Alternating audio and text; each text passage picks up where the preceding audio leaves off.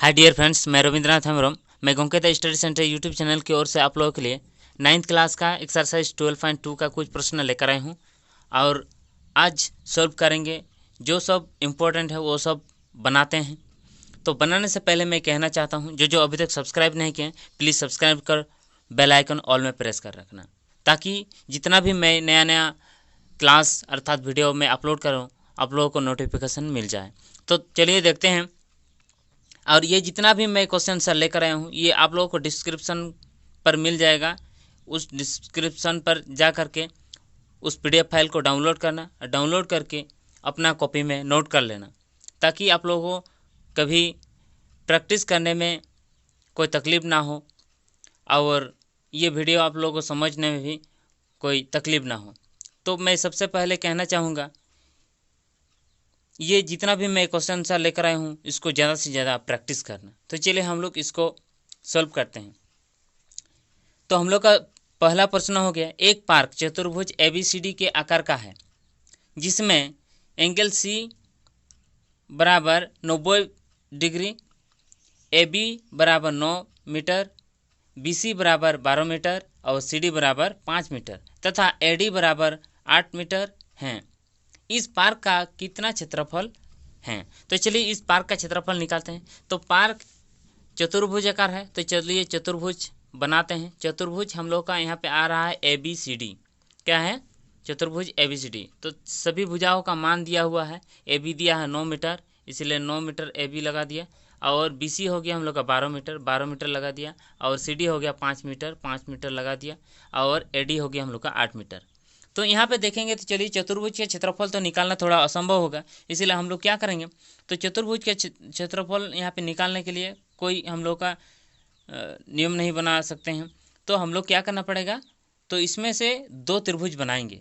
तो दो त्रिभुज कैसे बनाएंगे, हम लोग यहाँ पे देखते हैं। इस चतुर्भुज में हम लोग का 90 डिग्री दिया हुआ है कि नहीं? यहाँ पे क्या दिया है? 90 डिग्री। एंगल पर एंगल सी में 90 डिग्री है। तो एंगल सी में 90 डिग्री है तो हम लोग का कर्ण बना सकते हैं। 90 डिग्री का सम्मुख भुजा को क्या बोलते हैं? कर्ण।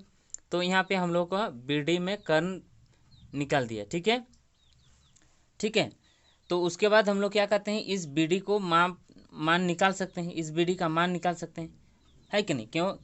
क्योंकि BC और CD ये वाला आधार हम लोग मानेंगे BC और ऊंचाई मानेंगे CD, तो हम लोग का कर्ण निकल सकता है कि नहीं? तो त्रिभुज ABD का क्षेत्रफल निकाल सकते हैं आराम से। तो चलिए इसलिए हम लोग क्या करेंगे, आधार हम लोग मानिए 12 सेंटीमीटर, ऊंचाई माना हम लोग 5 सेंटीमीटर और कर्ण हो गया हम लोग का नहीं पता, कर्ण मतलब BD हो गया हम लोग का। क्या लिखेंगे यहाँ पे? BD लिख सकते हैं।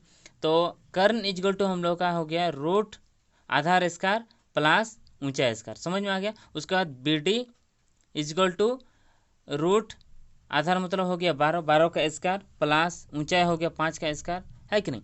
तो उसका 12 12 144 होता है, इसलिए 144 लिखा, 5 5 25 हो गया, 25 लिखा।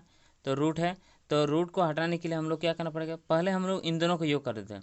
योग कर दीजिए, योग करने पर 169 हो जाएगा। तो ये रूट 169 मतलब हम लोगों को क्या करना पड़ेगा, इसको गुणनखंड करना पड़ेगा, नहीं तो वर्गमूल निकाल दीजिए डायरेक्ट। हम लोग क्या कर दिया, गुणनखंड कर दिया। 13 × 13 में 169 होता है कि नहीं? 2 ठो 13 में से हम लोग का 1 ठो 13 आता है। तो रूट को हटाने के लिए 2 ठो 13 में से 1 ठो 13 लिखते हैं। तो हो गया हम लोग का BD निकल गया। तो BD विकर्ण निकल गया। तो अब क्या कर देते हैं, देखिए त्रिभुज BCD का क्षेत्रफल निकालते हैं। BCD का क्षेत्रफल इक्वल टू यहाँ पे समकोण त्रिभुज है कि नहीं? क्योंकि एंगल C में 90 डिग्री है, इसलिए हम लोग इसको समकोण त्रिभुज बोल सकते हैं। समकोण त्रिभुज का क्षेत्रफल इक्वल टू क्या होता है? 1/2 इंटू आधार इंटू ऊंचाई, इसलिए हम लोग 1/2 इंटू आधार इंटू ऊंचाई लिखते हैं। तो चलिए यहाँ पे लिख दिया 1/2 इंटू आधार हो गया हम लोग का 12 सेंटीमीटर, क्योंकि ऊपर में लिख चुके हैं। आधार कितना है? 12 और ऊंचाई कितना है? 5। तो चलिए अब क्या करते हैं, इसको कटाकटी करते हैं। 2 1 2 2 6 12 हो गया। तो 6 और 5 को गुना करने पर 30 हो गया। तो हम लोग का BCD का क्षेत्रफल इक्वल टू 30 मीटर स्क्वायर आ गया। तो उसके बाद हम लोग को निकालना पड़ेगा ABD का, इस तरफ का, है कि नहीं? ABD का क्षेत्रफल, ABD का क्षेत्रफल। ABD का क्षेत्रफल निकालने के लिए हम लोग को क्या करना पड़ेगा, तो इसका तो कोई समकोण त्रिभुज तो नहीं है ये ला, तो हम लोग क्या करेंगे, हिरण सूत्र से बनाएंगे। हिरण सूत्र के लिए हम लोग को तीनों भुजा का मान निकालना चाहिए, होना चाहिए। तो हम लोग का ए बी का भी दिया है, बी डी का भी हम लोग का निकाल चुके हैं।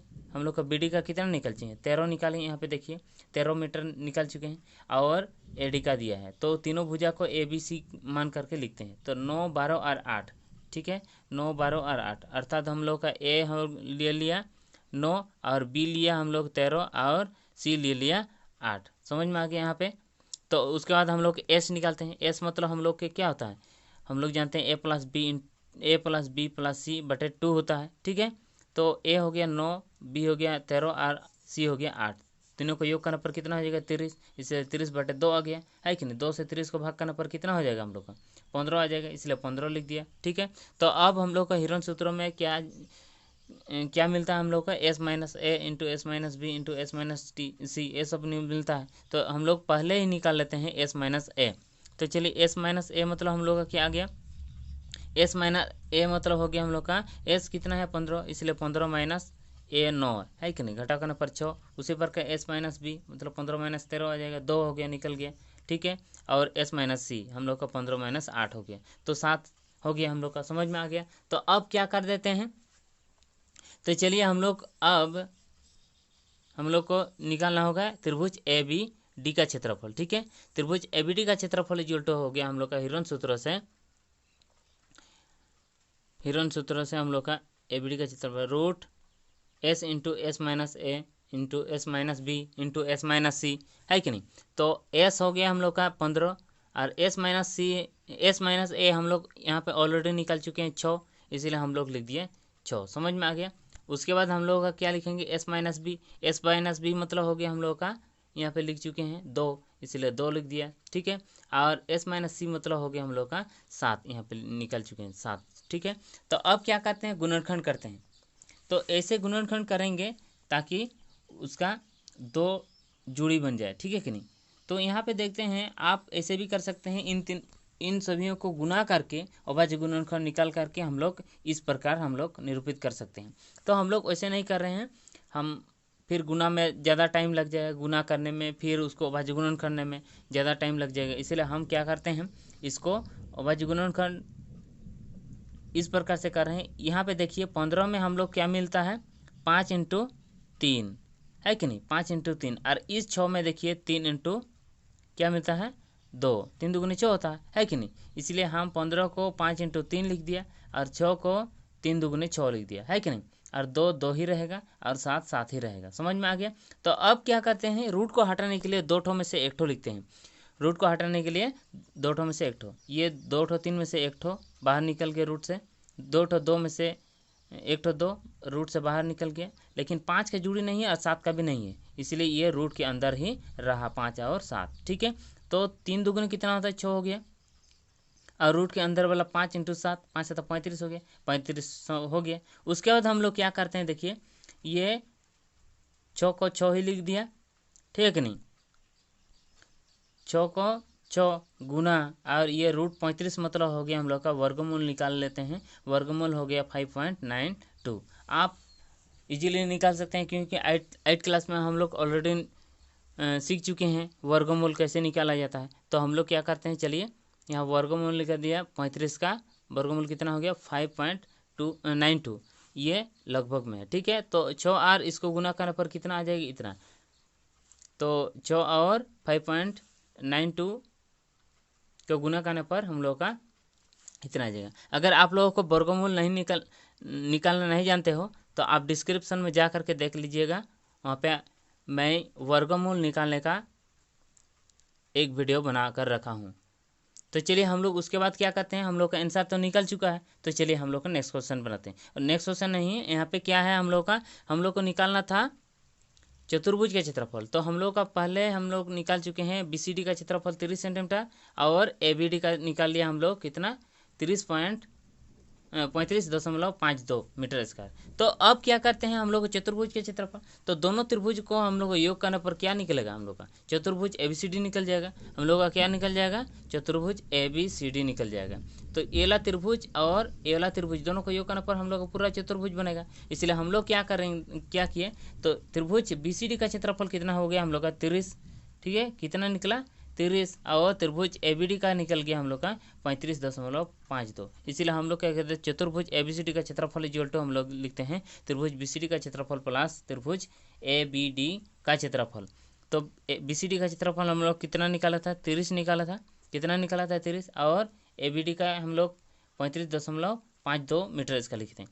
तो इन दोनों को योग करने पर कितना हो जाएगा हम लोग का 65.52 मीटर स्क्वायर। तो अब हम लोग का आंसर निकल चुका है। तो हम लोग नेक्स्ट क्वेश्चन की ओर चलते हैं।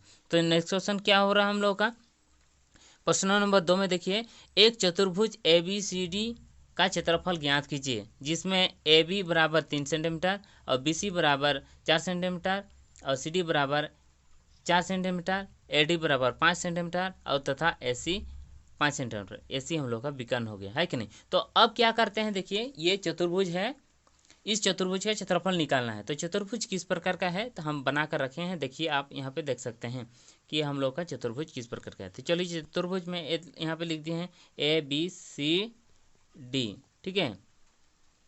हम लोग के क्या आया ए बी सी डी में, तो ए बी सी डी में हम लोग का दिखता है। तो ए बी हम लोग का 3 सेंटीमीटर दिया हुआ प्रश्नों में देख लेना है कि नहीं, प्रश्नों में आप देख लेना ए बी कितना है 3 सेंटीमीटर, अब बी सी दिया है 4 सेंटीमीटर और सी डी दिया है 4 सेंटीमीटर और ए डी दिया है 5 सेंटीमीटर। तो और ए सी विकर्ण भी दे चुका है हम लोग का 5 सेंटीमीटर। समझ में आ गया। तो हम लोग हिरोन सूत्रों से हम लोग ऑलरेडी दोनों त्रिभुजों का क्षेत्रफल निकाल सकते हैं। त्रिभुज ए बी सी का क्षेत्रफल पहले निकाल सकते हैं, उसके बाद हम लोग त्रिभुज A B A C D का क्षेत्रफल भी निकाल सकते हैं। समझ में आ गया। तो अब क्या करते हैं, तो चलिए सबसे पहले हम लोग ए बी सी का क्षेत्रफल निकालते हैं। तो त्रिभुज ए बी सी में देखिए, त्रिभुज ए बी सी में हम लोग का ए हम लोग 3 सेंटीमीटर लिया और बी हम लोग 4 सेंटीमीटर लिया और सी हम लोग लिया 5 सेंटीमीटर। समझ में आ गया। अब क्या करते हैं, चलिए एस निकालते हैं। एस मतलब हम लोग का हो गया ए प्लस बी प्लस सी बटे 2। चलिए ए प्लस बी प्लस सी तीनों को योग लिख दिया, उसके बटे 2 हो गया। तो तीनों को योग करने पर कितना हो गया 12 बटे 2। तो 2 से 12 को भाग करने पर 2 6 12 हो जाता है कि नहीं, इसीलिए 6 हो गया। हम लोग के एस कितना निकल गया 6।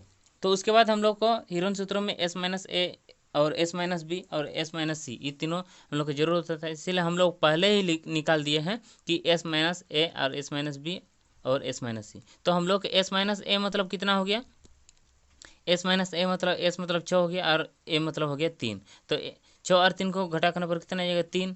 एस माइनस बी मतलब एस और बी को घटा करने पर हम लोग का कितना आ जाएगा 2 और एस माइनस सी मतलब होगी एस और सी को घटा करने पर कितना आ जाएगा हम लोग का 1 आ गया। समझ में आ गया। उसके बाद हम लोग क्या करते हैं, त्रिभुज एबीसी का क्षेत्रफल। त्रिभुज एबीसी का क्षेत्रफल इक्वल टू क्या होता है हम लोग निकाल लेते हैं। चलिए त्रिभुज एबीसी का क्षेत्रफल equal to root s into s minus a into s minus b into s minus c, ठीक है। तो एस मतलब हो गया हम लोग का 6, इसीलिए 6 लिख दिया, गुना एस माइनस ए मतलब हो गया हम लोग का 3 है कि नहीं, इसलिए 3 लिख दिया। एस माइनस बी मतलब हो गया हम लोग का 2, इसलिए हम लोग 2 लिख दिया। एस माइनस सी मतलब क्या हो गया हम लोग का 1, इसलिए 1 लिख दिया। उसके बाद हम लोग क्या करते हैं, चलिए खंड करते हैं। तो 3 का भी जुड़ी नहीं है, 2 का भी जुड़ी नहीं है, तो इससे हम लोग का जुड़ी निकल जाएगा। 2 इंटू 3 होता है, क्योंकि 2 और इसका ये वाला 2 से जुड़ी जाएगा। 2 3 6 होता है, 3 और ये वाला 3 से जुड़ी जाएगा। तो चलिए 6 को गुणनखंड कर दिया, 2 इंटू 3 6 हो गया। 2 3 6 होता है ना, और गुना ए वाला 3 को लिख दिया यहाँ पे 3, ए वाला 2 को लिख दिया यहाँ पे 2 लिख दिया, ठीक है। तो अब क्या कर देते हैं, तो देखिए ए वाला दोनों में से 1 ठो 3 लिख दिया और ए वाला दोनों 2 में से 1 ठो 2 लिख दिया। और आप बोलेंगे ए वाला 1 नहीं लिखा, क्योंकि रूट के अंदर अगर 1 रहेगा 1 नहीं लिखने पर भी चलता है, ठीक है, क्योंकि रूट 1 इक्वल टू कितना होता है 1 ही होता है कि नहीं, तो इसलिए हम लोग नहीं लिखा।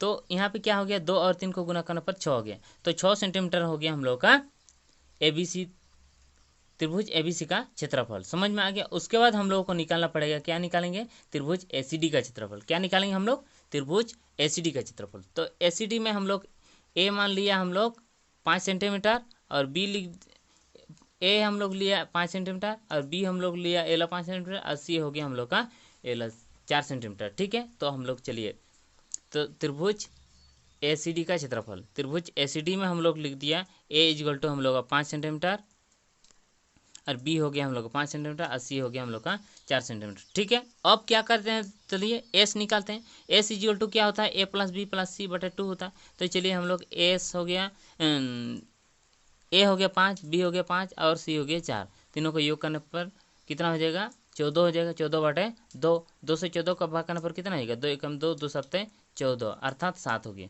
इसलिए हम लोग का एस कितना हो गया? 7। अब निकालते हैं S minus a, s minus B और एस माइनस सी। तो चलिए एस माइनस ए मतलब कितना हो गया हम लोग का? एस 7 हो गया और ए हो गया हम लोगों का 5।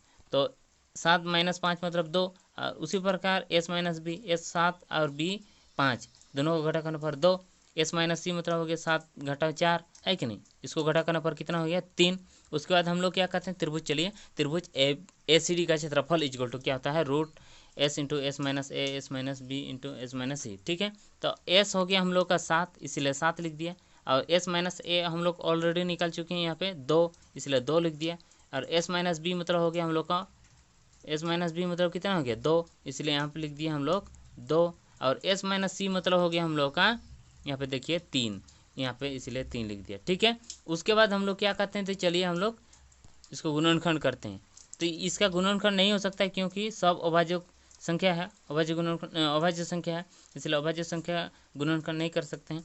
तो चलिए हम लोग क्या करते हैं? ये 2 ठो में से ये 2 एक ठो लिख दिया, है कि नहीं?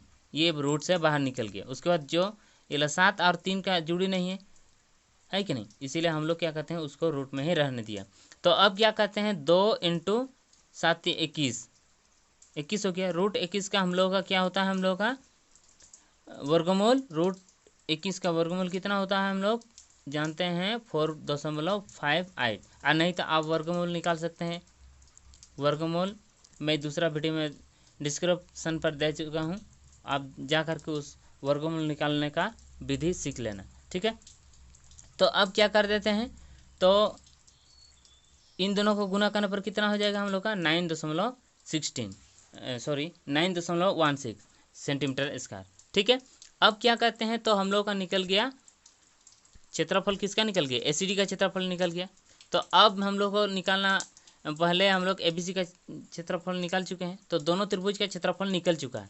दोनों त्रिभुजों का क्षेत्रफल निकल चुका मतलब दोनों को योग कर देने पर हम लोग का क्या बन जाएगा? चतुर्भुज ABCD। ठीक है, तो एला त्रिभुज और एला त्रिभुज दोनों त्रिभुज योग करते हैं। तो चलिए लिखते हैं। तो यहाँ पे लिख चुके हैं चतुर्भुज ABCD का क्षेत्रफल इक्वल टू त्रिभुज ABC का क्षेत्रफल प्लस त्रिभुज ACD का क्षेत्रफल। ठीक है, तो ABC का क्षेत्रफल इक्वल टू 6 सेंटीमीटर इसका निकाले थे और ACD का क्षेत्रफल हम लोग निकाल चुके हैं 9.16 सेंटीमीटर इसका। ठीक है, तो इन दोनों को योग करने पर कितना हो जाएगा हम लोग का? 15.16 सेंटीमीटर स्क्वायर। समझ में आ गया? तो हम लोग का आंसर निकल चुका है। तो अब हम क्लास को एंड करते हैं और बाकी प्रश्नों का सॉल्यूशन नेक्स्ट वीडियो में हम लोग देखेंगे। तो इसके लिए हम लोग इंतज़ार में रहेंगे। तो इस वीडियो को अर्थात इस क्लास को पसंद आ गया तो लाइक शेयर एंड कमेंट भूलिएगा मत। तो आज के लिए बाय बाय।